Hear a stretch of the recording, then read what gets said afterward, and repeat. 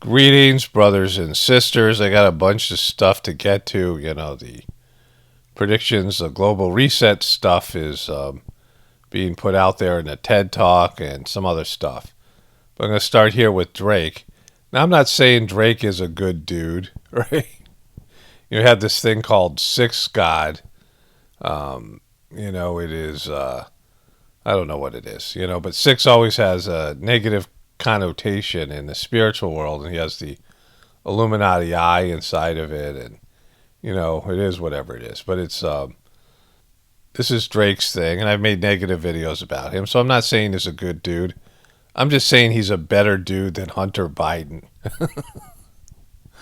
That's the point of the beginning part of this video. And so Drake won some sort of award in the Billboard Music Awards, which I didn't even know was happening. And I guess there's Taylor Swift got something as well. What a moment with Drake and his son Adonis. And so that's Drake. That's his son Adonis. I didn't really write a grandiose speech about how to make it work or what it took because, to be really honest with you, I don't. Wait, are you going to be really honest with us? Are you going to be real? I don't know if you're going to be really honest. Come on. Just partially honest. I'm not ready for really honest. Tonight, for once, I'm sure as hell we did something right. So. Woo! We got masks on. Woo! To my beautiful family. And hey, wait. And to you, I want to dedicate this one to you. Adonis isn't digging it, right? So here were the headline to this was Drake's adorable son bursts into tears on stage as dad accepts Billboard Music Award. And he is 3. And then also here from the New York Post. And so why does this make him a better man than Hunter Biden? Well, this was an illegitimate son, right? A stripper baby, a porn star baby. So his wife, Sophia Broadsax, I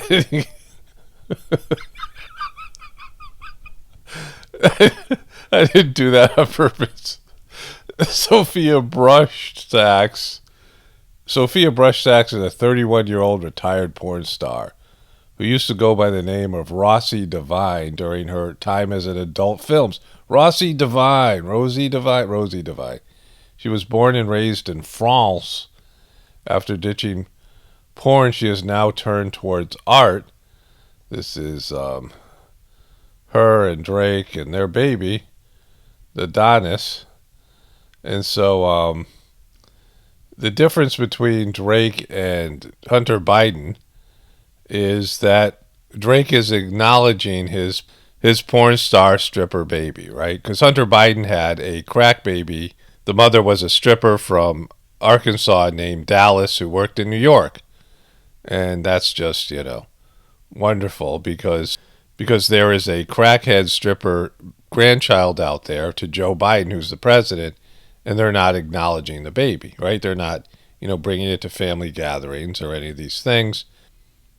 There was some sort of diss song from Pusha T, who is a rapper that is associated with Kanye, and Drake got mad at Kanye and all these things because this was a rumor out there, and Drake was not acknowledging his son publicly. But Drake eventually came around and did so. Here in this picture, we see it, right? I mean, and this is, he's acknowledging his son, which is, makes him a better man than Hunter Biden. Like this, regardless of all his other things, he stepped up to the plate and brought his son on stage, right? And is involved in his son's life. And Joe Biden, right? He's, JoJo Magoo. So Drake is a better man than JoJo Magoo and Hunter Biden, at least in this case, because Hunter Biden isn't acknowledging his stripper baby, right? His crackhead stripper baby. And I'm not calling the baby a crackhead. I'm calling Hunter Biden a crackhead, right? Because he was on crack so much, he didn't even know what he was doing, he said, and didn't realize he fathered this baby. But when he was, when they wanted him to pay child support in Arkansas, he tried to block it First he wouldn't admit that the baby was his. And then when DNA tests proved it, he tried to delay the proceedings. He didn't want to give up his income information because if it was made public during the election process, it could hurt his dad. And so that's what a scumbag he is. And his dad, then he was celebrated for his crackhead book on Jimmy Kimmel and more places, right? Hunter Biden wrote a book about his crack addiction, and they celebrated him, even though he's had all these double dealings and, he's got all these jobs because of his dad, and there's a conflict of interest, probably illegal, definitely illegal, right? The stuff that's going on there. And in all that, he's not acknowledging this baby that he fathered when he was on crack with a stripper named Dallas who lives in Arkansas but was stripping in New York City. And so, Drake's a better man than him. So you guys remember the gas crisis in North Carolina and, some of these other southern states because a pipeline got hacked and they paid off the hackers and never caught the hackers and all these things. And I showed you a picture with these bags of gasoline in the back of a van. This dude's at least using Tupperware. So somebody sent me that. I didn't get a chance to use it in a timely fashion, but you remember my video about the bags of gasoline in the back of cars, and it just goes to show you, but I think he's got maybe a plastic bag here, what's going on in the world. You can see here that, how are you going to get the gas into your car, right? I guess you use some sort of funnel-like device. I mean, it's not, gas stinks.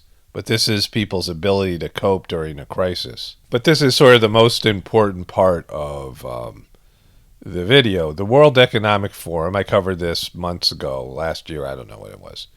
8 predictions for the world in 2030. So we're talking about 9 years from now. And it says here, all products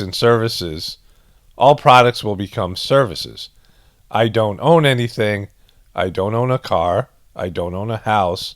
I don't own any appliances or any clothes. Shopping is a distant memory in the city of 2030, whose inhabitants have cracked clean energy and borrow what they need on demand. It sounds utopian until she mentions that your every move is tracked and outside the city live swaths of discontents, the ultimate depiction of a society split in two. So there's going to be the cities, which, I think this is fairly obvious to people that eventually they'll just have these cities where they'll have like the rich people in the Hunger Games living, that kind of thing. And then they'll have people who are fending for themselves in these like the rebel type, people in rural areas like you have now with the Democrats and Republicans. The Democrats live in the cities and the Republicans live in the farms and the rural areas outside the cities.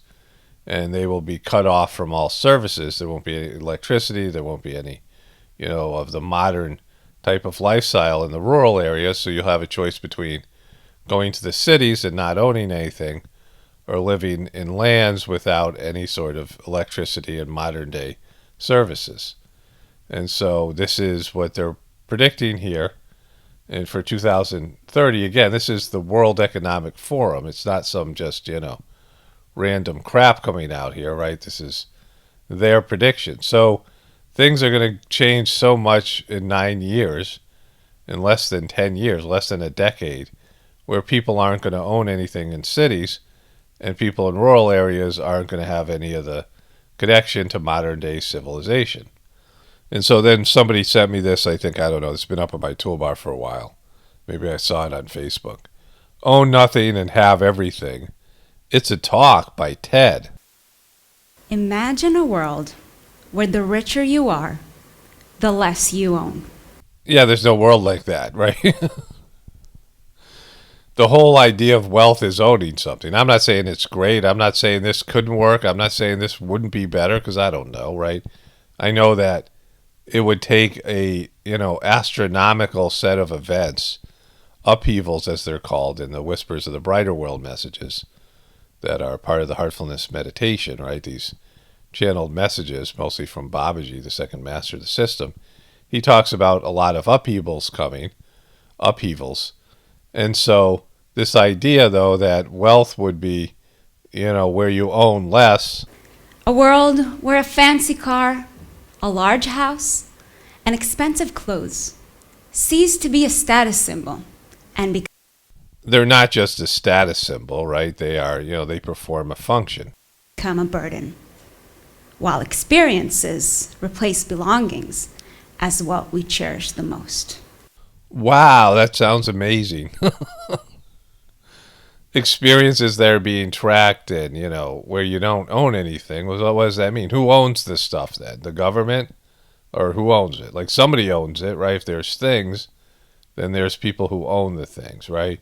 If you have to pay rent, you have to, if you have to pay money to lease these things, nobody's going to give you them for free.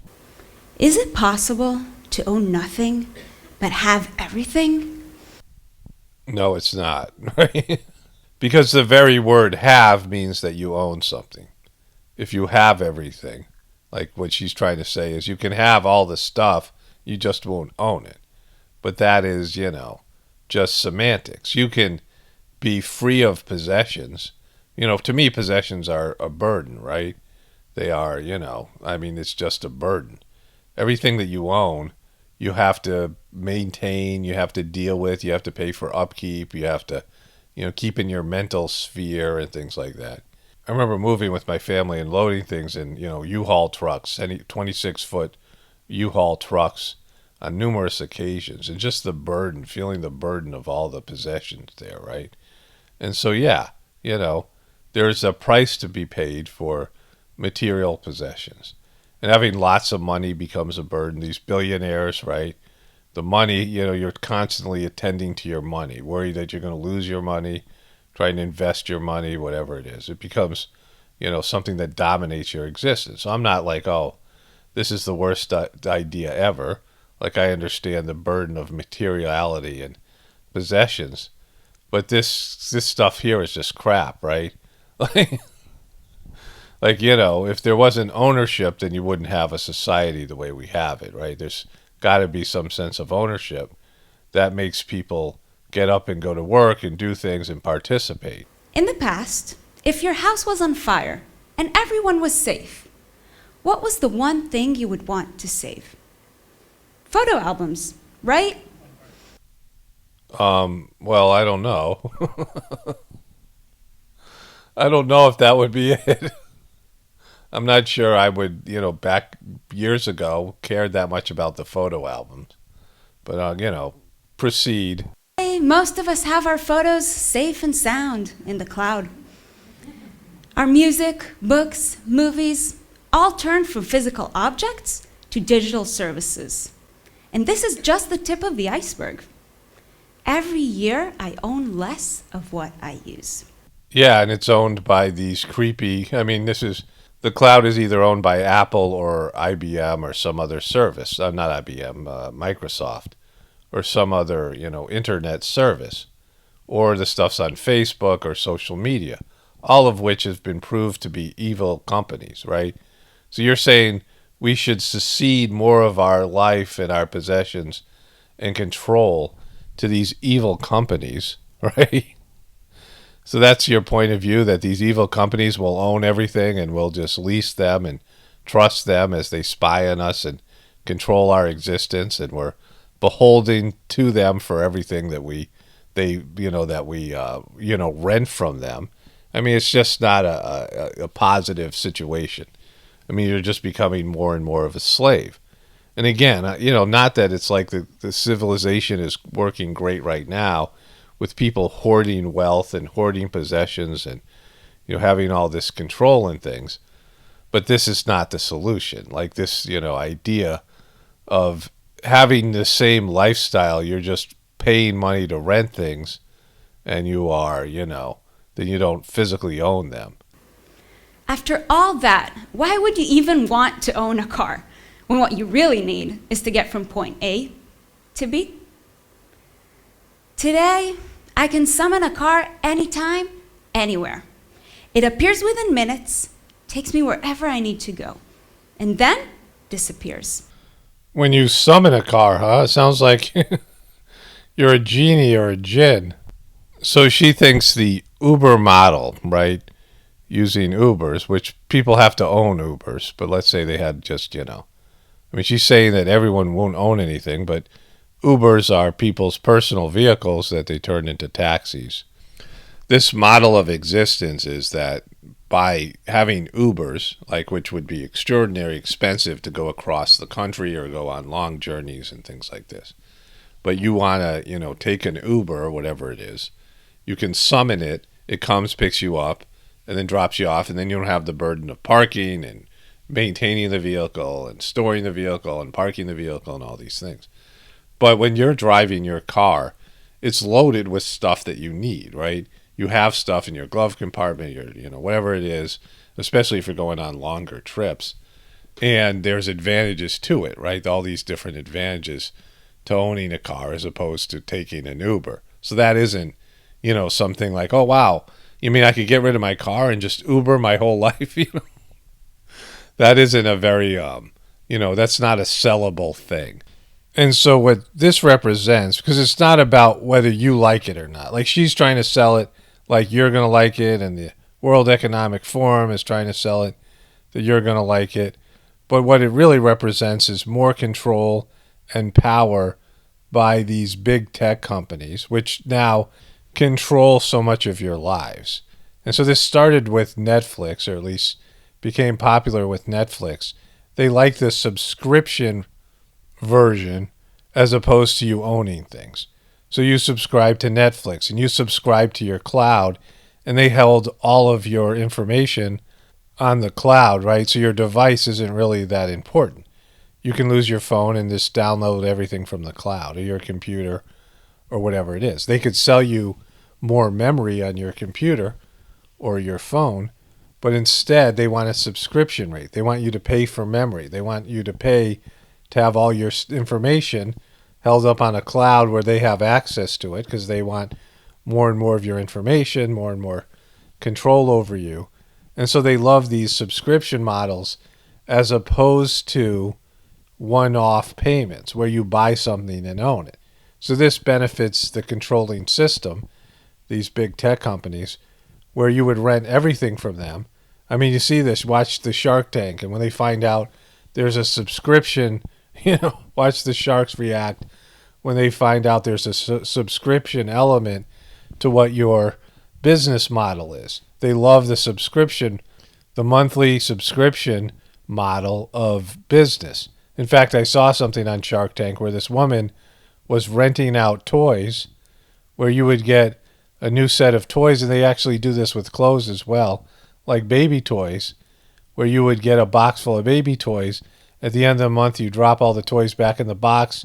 Your kid is tired of playing with those toys, and they send you a new box. And so this is a very popular, growing model of business, and they like it, whether you like it or not, whether you want to own things. And from my videos, I mean, I don't like to shop. I have very, modest clothing, and it's a burden for me to shop. And in the heartfulness system, it's two wings of a bird to fly. You need a spiritual wing and a material wing. But for me, owning some things, certainly owning a car and other things, makes my life easier. Like just owning them as opposed to renting them makes it easier on my lifestyle and things like this, right? And so it isn't like this model would work for me. And I think for most people, there are people who love to shop. There's people who love to own things. But this model isn't about you. It's about these corporate big tech giants, Amazon and Facebook and these, Google and all these big tech giants wanting more and more control over you as a person and society as a whole. But anyways, this is their vision. They think this might work, and people aren't going to accept it. Like it's not going to go easy. So you got to think about the most important point to this. What's going to happen in the next 10 years that this would be something they could sell to people and people might accept it? When they floated this idea out, this is a link, and if you click on it, it says World Economic Forum, sorry, but we can't find the page you're looking for. And so they still have this up, this whole, page and stuff, but they don't have the page associated with this. But in terms of floating this idea out there, what they were saying is there's going to be drastic changes in the next 10 years. They're either man-made changes, the result of man-made behavior, apocalyptic type behavior, that would be wars and, things that are, done like are contrived events, creating panic and havoc or whatever, man-made economic collapse and things like this. Or there's going to be natural events, things of a natural type of situation, solar flares, the poles reversing themselves, earthquakes, storms, whatever it is, shifting tectonic plates and things, whatever it might be, chaotic things that would make people accept this deal. Like life would have to get so bad that they would go from owning things, which they like, to paying for services, which they don't like, right? And all these subscriptions. They like people to subscribe to things. And I know there's going to be material changes because it's part of the Heartfulness Meditation predictions that there has to be an end of our current civilization to get people to, change and begin something better and something that's based in God and spirituality. So there's the ending of one thing and the starting of another. And so I know there's going to be these things because you can see them. Like you can see it all heading in that direction, right? Like right now, more and more you see the apocalaughs opening up and, developing in the future. All the seeds of the apocalaughs are now in place. There's growing tensions for World War III. The world economy and countries, the economy of individual countries is insolvent, are insolvent. It's too debt heavy, like the debt-based system has, run its course. But more than all that, it's just how bad people are, right? It's how low functioning, immoral, disconnected, lonely, psychologically, depressed and things like this that people are, right? And I saw this thing for Billie Eilish today. This was trending on YouTube Trends, and it says Happier Than Ever, the World Tour. So this is just, they're playing, melancholy music, which is, Billie Eilish's trademark, her wheelhouse. And they zoom in on her in this, depressing theater with all this music that's just, they just zoom in on her, right? And she is looking very happy. This is happier than ever. This is how happy she gets. She's bleached her hair blonde, but she's, still unhappy, right? And melancholy.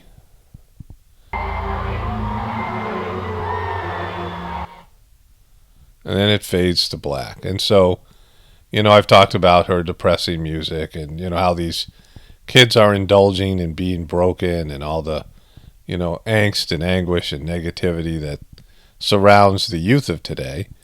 And the youth, each generation is getting worse and getting weaker. And so I forgot to include this. This is was a part of what this video was supposed to be about, and I didn't remember because it was on a different toolbar, but one of my viewers sent me this. Increased monthly child tax credit payments to start in mid-July. And so it says millions of middle and low-income families across the country will start receiving monthly payments beginning in mid-July as part of a new fully refundable child tax credits. The first payment will be made on July 15th, and subsequent payments will continue to be made monthly through the end of the year. And so this is the more important part. Roughly 39 million households will begin receiving automatic payments that covers more than 65 million children, accounting for about 88% of all children in the U.S., according to the Biden administration. Eligible families will receive up to $300 a month for every child under 6, and up to $250 a month for every child ages 6 to 17. So what this is the massive amount of just printing money, which, already the value of the dollar is plummeted. They just haven't acknowledged it yet. But the other part of this is what percentage of Americans chose not to work. Many Americans are choosing not to work. Is Joe Biden really paying Americans not to work? How the coronavirus has changed the way Americans work. The ACA, losing jobs versus choosing not to work. If nearly 40% of Americans aren't working, what are they doing? And so I hear this over and over. People can't find people to do jobs, right? They can't find employees. There's lots of businesses that are suffering. This has been documented here in the media, but if you go out and talk to small business owners or various places my wife and I have gone, they're saying they're understaffed, right? All these places have, signs on their, on the businesses saying they're understaffed, or they're saying they're understaffed, and the services aren't as good. So if you think about this, you have a group of, semi-wealthy, not, people who are like multimillionaires and billionaires, but people who are in the upper middle class who are getting taxed heavily, right? Because they don't get the services, they don't get any of this money back through the services that the government offers, right? Let's say you paid $1 million in taxes a year, or $200,000 or $100,000 of tax in a year. And people say, well, they're rich, they can afford it. That's what I used to always say. But if you think about it, since everybody strives to be wealthy, or that's something that people want, economic success, if you punish people who are wealthy and you don't give them anything back for their taxes, if they're paying 40 or 50% of their income in taxes and they get nothing back, and then the people who are, complaining and saying that you suck, right? Because, a lot of people with money are Trump supporters. If you're being told all the time that you suck and you got to check your privilege and all these things, right? And you're paying all this money in taxes and you're receiving nothing for it, and now people are choosing not to work, right? And again, you're being demonized and you're not, getting served by the government, because what does the government do for you in terms of the taxes? Most of it goes to military, and then you have these social service programs that are designed for the poor. And you need some of these things, because if there is no welfare and if there is no food stamps, then people who have nothing and are starving will turn to criminal behavior.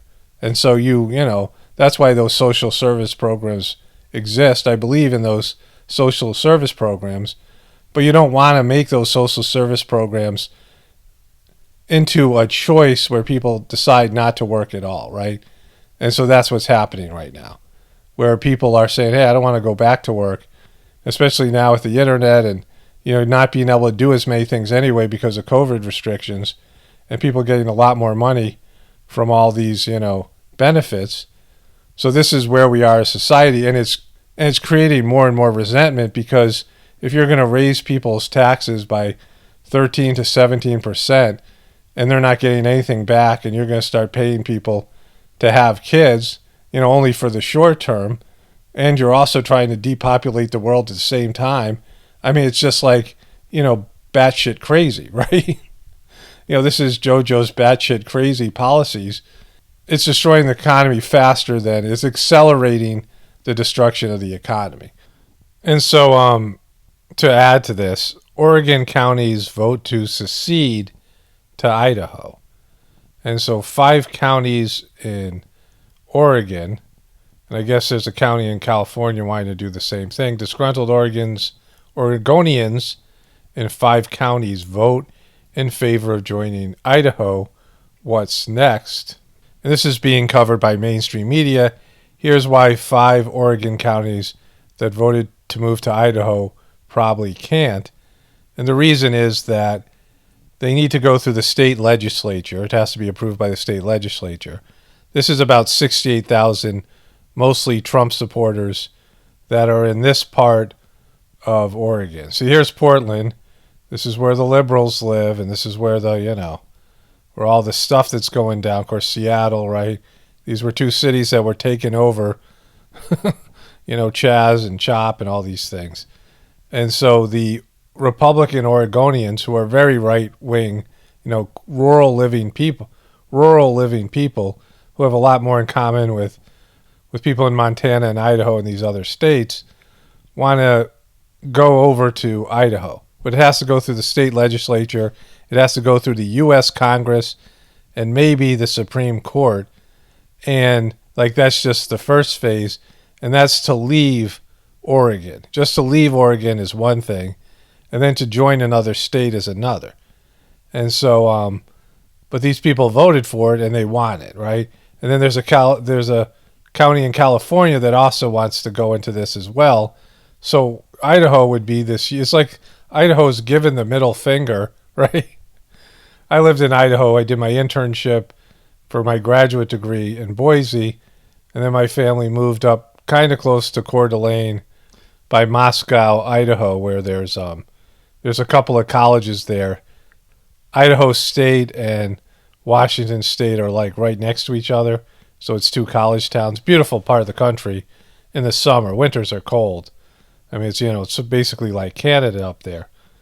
But it's a very rural place and very Republican, and and these guys want to move, probably can't, but this is what's going down right now. People are voting to leave a state. So the majority of people, 68,000 people in this area, which makes up a large portion of Oregon, is wanting to move over to here and join a state of like-minded people.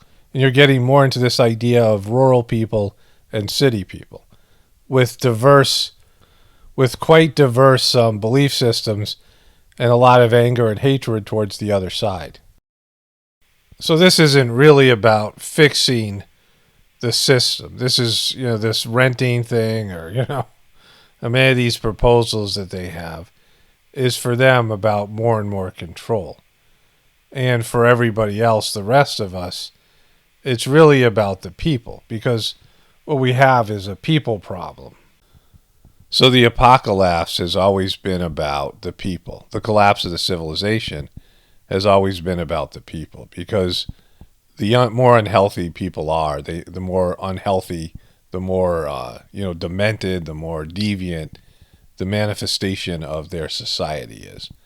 The more messed up we are, the more messed up the manifestation of our society is, right? You were manifesting a world obviously going in the wrong direction, and our leadership has always been there, right? They've been at the extreme end of human deprivation, right? Where the human beings are at their worst. And so it's not so much that the society and the system, and the collapsing events and all the upheavals like it's talked about in Whispers from the Brighter World that happen. It's not about those things. It's about the need for those things. It's about the disconnect between people and their souls and their spiritual path. And the more that void, the more that gap grows, right? The distance between their soul's vision for your life and your ego's control, the ego's, taking control of people's lives and deviating from their soul's purpose and their human purpose. And the more unnatural we become, the more, demonic we become, the more that we go away from God's vision for humanity and our soul's vision, which is a part of God's vision for ourselves, the more that we deviate from that, the more that the society and the world is a reflection of that. And then eventually there needs to be a collapse, and there needs to be a collapse, right? We can see that right now, because nothing else is going to stop us from going in the wrong direction. We're all running in the wrong direction. And so, there needs to be some sort of, events that unfold that bring people back to their senses. And so that's the need for the apocalypse, right? And, those events, without those events, then there would be just a complete collapse anyway, right? The apocalypse, or the, results of us going in a positive direction, is what we do when the obvious effects and consequences, which we see on a daily basis of our wrong attitudes and behaviors going in the wrong direction, slap us in the face, right? Reality slaps us in the face. And this happens to individuals. This has happened to people. We've all had this experience where we're living in a way that's, not healthy and not good, right? You can eat crappy foods, or you could be an alcoholic, or be using drugs and alcohol and things like this, and your body falls apart. Like when you go to college, and this happened to me, or so many people, or you leave your house and you start, feeding yourself, right? And you're eating a lot of fast food or whatever it is, and you're young and you have a working liver, and it's okay in the beginning. But then you start to break down, your health starts to break down, and you realize you can't keep on going in that direction, gambling, whatever it might be, right? Having, a lot of promiscuous relationships and things that are, that may end up making you feel like crap. I mean, whatever it is, you go in the wrong direction, and then you have results and consequences for those choices you're making. And those choices come back at you, and if you're smart and you're introspective, you go, oh, yeah, I'm making these bad choices, and this is the results of those bad choices, and then you have to figure out, what you have to do instead. But when people just say, nah, I'm just going to figure out a way to deal with the symptoms, I'll take medication, for my deteriorating body and my liver not working and my system not working, heart problems, right, obesity, whatever it is. I'm not going to lose weight because I don't care. I don't care about the health problems. If you've ever seen that show, The Biggest Loser, right, the show where you have these, morbidly obese people who go to the doctor. There's these episodes where they go to the doctor, and the doctor says, all right, this is what's going to happen to you. Like, this is your liver's, swollen this size, your organs are swollen this size, your heart is enlarged, you're going to die when you're 55, when you're 60. I mean, you have a massive heart attack in your 50s, right? And when you get that information, like when people get that information, do they go, oh my God, I got to change what I'm doing, my addictive behavior, whatever it is. And so people have that already. That's already a part of our life. But now it's going to be a collective slap in the face. And do people say, all right, we're going to change, right? Because our leadership isn't going to change, or they're just going to try to control this. Like, they're going to be the ones renting you the stuff, right? That kind of scenario, they still are in control, or even more control. And they own all the stuff that you use, and you're beholden to them. So it's just, going deeper into the slavery. That's not this isn't a winning model, because the people who control the system have to go, and they are going to go because they're the worst, right? They'll just be excised out of the whatever it is, right? Because there can be no change as long as they're in control. So they're going to lose their control. And, when they do, the system that they're in control over is going to collapse. And so this is, where the heartfulness meditation comes in, right? Not as an organization, not as a structured organization, because the structure of the heartfulness system is, a bunch of volunteers and people. It's not about solving problems. It's not about politics. It's just about delivering the transmission and the cleaning. Like, I have a very loose connection, almost no connection with the organization. If I go to a gathering, which doesn't happen now, right, because of the, COVID restrictions. So those were the only ways that I would have personal connection with the system, right? I only talk to my brother, who is, also my brother. So, he's somebody who's a relative. That's the only person I really interact with who does the heartfulness system. And so the organization, I interact with the YouTube channel and get sittings and the app and things. I want to talk about this in a separate video. The new app is great. And so, but in terms of the organization, it's not the organization. It's the connection that the system helps people to create with divinity within them, right? God and their soul that's within them, an internal connection.